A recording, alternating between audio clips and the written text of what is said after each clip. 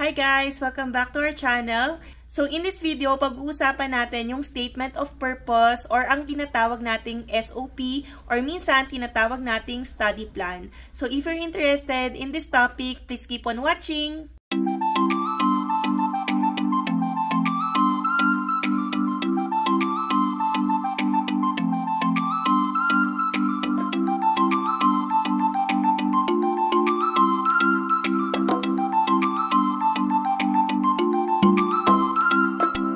Hi again guys! This is Emma of Alwin and Emma. So if hindi pa kayo nakasubscribe sa aming channel, please don't forget to click subscribe. Going back to our topic, SOPs. So para sa mga nagbabalak na mag-submit ng student visa application dito sa Canada, so one of the very important documents na dapat nyong i-prepare at paghandaan talaga ay yung tinatawag nating Statement of Purpose or in short, SOP. So yung SOP, it's like an essay. So it can be 3 pages long, 5 pages long, or 7 pages long. Pero dapat talaga concise. So, best na talaga average 5 pages. So, marami-rami na actually yon. But on our end kasi, 5 pages yung ginawa naming maximum or limit. Kasi nga, iisipin natin, yung visa officer na nagbabasa ng mga visa applications natin and all its attachments, yun, pwedeng ma-drain na yon sa dami na nag-apply dito sa Canada. So, dapat let's keep it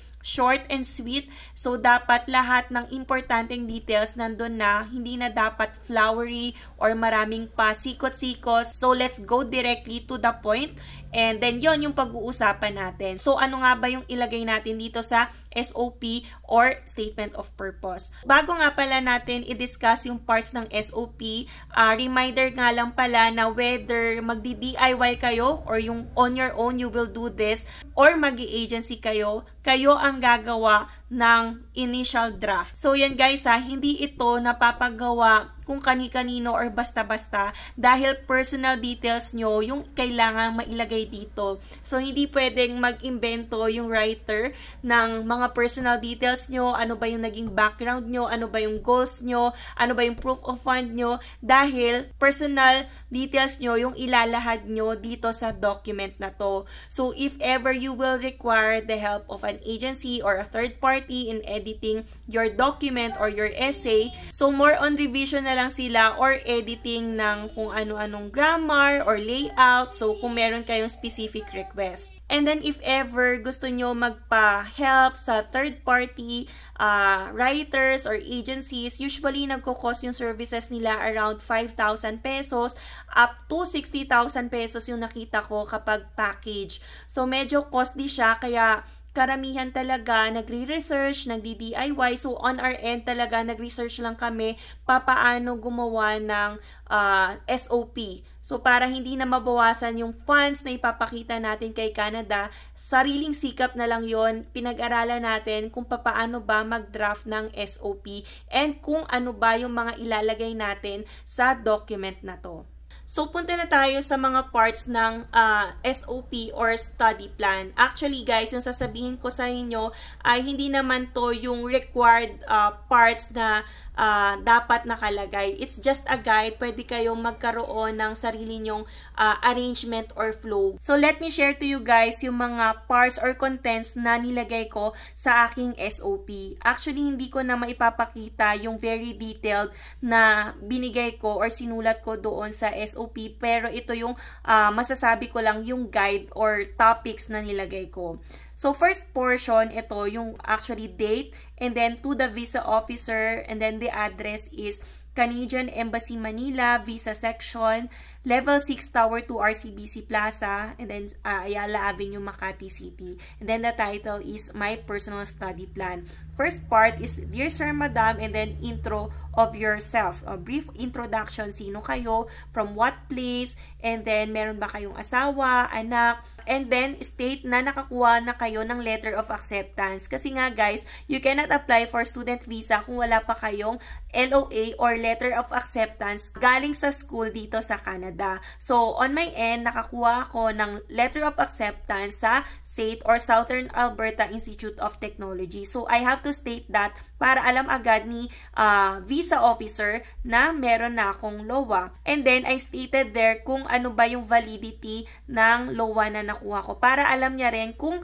gaano kahaba yung visa na pwede niyang i-grant sa akin. The next portion will be my education and employment background. So, dun yun na i-state kung saan kayo nag-aral, and then kung nagtrabaho na kayo, state nyo rin kung ano yung naging trabaho nyo, kung saan, ano yung details ng trabaho nyo, like ano ba yung ginagawa nyong functions. So, para rin magka-idea si visa officer sa tatahakin yung path later on. And then the next part is a very important part. So ito talaga yung dapat yung pag-isipang mabuti. And then the next part is a very important part of that SOP. So dito nyo na-state yung reasons for pursuing the program that you would want to take here in Canada. So bakit ka ba mag-aaral dito sa Canada? Bakit ka kailangan payagan ni visa officer mag-aral dito? Pwede nyong state kasi mas maganda yung education na mabibigay ni Canada compared sa other countries or other schools na na-research nyo. So you have to defend para ma-convince nyo si visa officer na mag-grantan kayo ng student visa. So aside from that, you have to clearly explain kung ano ba yung magagawa ng program na to sa career path ninyo. Makakatulong ba ito para ma-promote kayo or para mapataas ang sweldo ninyo sa career progression ninyo? So you have to state that on that part. So this part can also be quite challenging para sa mga nakapagtapos ng bachelor's degree or meron ng PhD, kasi nga ang ititake mo dito ay either certificate or diploma program. So you really have to convince the visa officer bakit after getting the bachelor's degree or PhD or masteral na sa Philippines, mag-aaral pa ako ng diploma program dito sa Canada. So you really have to be mindful of your reasons. Hindi siya basta-basta. Otherwise, hindi ka papayagan ni visa officer or pwede siyang mag-doubt sa intentions mo of pursuing education here in Canada. So, dapat pag-isipan mo talagang mabuti yung ilalagay mong reason dito. And then next part, you can state why are you taking this program in this particular school and not in the Philippines versus other foreign schools. So dapat ma-convince mo rin si visa officer na pinag-aralan mo ring mabuti yung school na papasukan mo at hindi siya basta-basta makakuha ka lang ng school dito sa Canada. So for example, it has a very good reputation and kilala siya sa pagpoproduce ng mga best individuals na mag-work sa ganitong industry. So yan, yung mga ganong kind of explanations. And then dito, in-explain ko rin bakit pinipili ko mag-aral sa Canada. And then in this case, I can share to you yung portion na ginawa ko sa SOP ko. Ayan, for this part, I can share to you the reason why I chose Canada dahil general naman ito sa lahat sa atin na gusto pumunta at mag-aral dito sa Canada. So, sorry for the other parts, hindi ko ma-share kasi it's too personal na. Baka lahat na ng details meron ng ganitong bura dahil nga it's already personal and confidential on our part. In this part, you can draw inspiration in making your SOP, pero don't copy na lang word for word kasi nga Canada is really against plagiarism. So ito yung ginawa kong paragraph for choosing Canada. So studying abroad is a huge personal and professional investment towards my future. I chose Canada as my study destination because of the quality of education as well as the affordability compared to other foreign countries. So gaining international credit will help me. So I just erase that one. You can also supplant whatever details that you want to supplant kung ano yung mag-a-apply on your end. And then Canada also provides the best quality of life, and it is even hailed as one of the safest countries across the globe. It is known for its welcoming and multicultural community, and Canadians are the friendliest human beings. So being an international student can be daunting, but the country treats its people equally and does not tolerate discrimination, which puts me at ease. So this paragraph is somehow applicable to me now. You can edit it as you please. So as an international student who will be adjusting to a new country and culture, I feel that it is important to have a solid support system as I make the transition and pursue further education. So given than this, I would love to include my husband, Alwin Aprado, and our 8-month-old son, Zion, in this journey. So, gusto ko lang i-state na kay visa officer para magka-idea siya na gusto kong kasama yung husband ko and yung son ko sa journey ko. So that's why hindi lang student visa yung sana i-grant niya, pati yung open work permit ni husband and yung temporary resident visa ng anak ko. So I cannot bear the thought of leaving them behind, especially my 8-month-old son. So my husband can also provide me the much needed assistance in terms of caring for our child, providing for our needs and emotional support. So yan yung paragraphs ko for choosing Canada portion. So it's not really required na choosing Canada yung paragraph 4. You can also make your own as long as you state sa document nyo why are you choosing Canada versus other countries. So, after choosing the Canada part, ito naman yung nilagay ko, the proof of financial capacity. So, meron of course tayong documents for proof of financial capacity, pero dito mo na i-explain kung saan ba talaga manggagaling yung funds mo, whether it is on your own funds or sponsored ka, you can explain. And then dito, nag-tabulate ako kung magkano ba yung actual funds ko and then yung marireceive ko. Actually, not recommended yung marireceive pa lang na funds, pero nilagay ko pa rin dahil bahala na si visa officer, sabi ko, na mag-assess nun. Kasi nga, kung marireceive naman yun, it will really come to you on a designated month or date. And then, you can also state in your proof of funds portion in your SOP kung bayad na ba yung tuition mo, whether first sem lang or for the whole year. And then, ilalagay mo rin dito if you have secondary sources of funds. For example, tuloy pa rin ba yung business mo in the Philippines? Makakakuha ka ba ng income dito monthly? So, any source of income, pwede mo ditong explain. And then, aside from making the table for my sources of funds, naglagay rin ako ng table for my expenses. So, dito na nilagay yung tuition fee ko and then the cost of living. So, para rin makita ni visa officer yung difference ng proof of funds ko sa magiging expenses. Para rin makita ni visa officer na kaya mo mag-aral at mabuhay dito sa Canada for a designated period of time, whether it's 1 year or 2 years. And then the next part is a very important part, which is the home ties. Home ties in the Philippines. So, meaning ito yung mga ties mo or reasons mo na babalik ka sa Philippines after your study. So, although yun nga, no, meron namang mga idea yung mga visa officers that later on, you can choose to apply for PGWP and work in Canada. Or also become a permanent resident here in Canada, gusto pa rin makita ni visa officer that you still have reasons to go back to the Philippines. Meaning, ayaw lang nila na wala kang reason talaga na bumalik ng Pilipinas and wala kang option but to study and then later on work na lang dito sa Canada.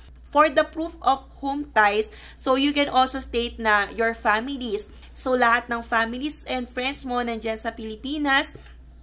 You can also state your employment kasi yung iba, nagli-leave of absence lang during the period of their study here in Canada. So, it can also be used as a home tie kasi nga, tuloy pa rin yung magiging employment mo once you go back to the Philippines. And then, you can also state as your home ties lahat ng ari-arian mo or yung mga real and personal properties mo, whether meron kang bahay dito sa Manila or sa probinsya, meron kang car, meron kang condo units, meron kang rental properties, you have to state all in all para makita ni visa officer na you really have the ties to go back to the Philippines. And then, inad ko rin pala as part of my home ties yung mga government contributions ko like SSS, Pag-ibig, and PhilHealth. And then, if you have business in the Philippines, you can also add that as your home ties. So, para mapatunayan na may business kayo. So, it depends kapag sole proprietor ba yan o under a corporation. Kung sole prop, you can add the DTI registration or yung mayor's permit nyo. So, kami, mga business permits yung in-add namin. And then, if it's a corporation, you can add the articles of incorporation and such other applicable documents na magpo-prove na may business kayo. And then, another portion that you can add is the travel history. So, kung nag-travel ka, for example, example, sa Japan, Singapore, Europe, and other countries, you can also state that, and then as proof of that, you can attach yung mga stamps nyo in your passport para mapakita nyo kay visa officer that you are a law-abiding individual. So, kung ano yung binibigay sa inyong period of time to visit a certain country, sinusunod nyo at umaalis kayo sa designated time na inalaw lang ng bansa na yon. So, at least, 'di ba, magrantan din kayo for purposes of Canada.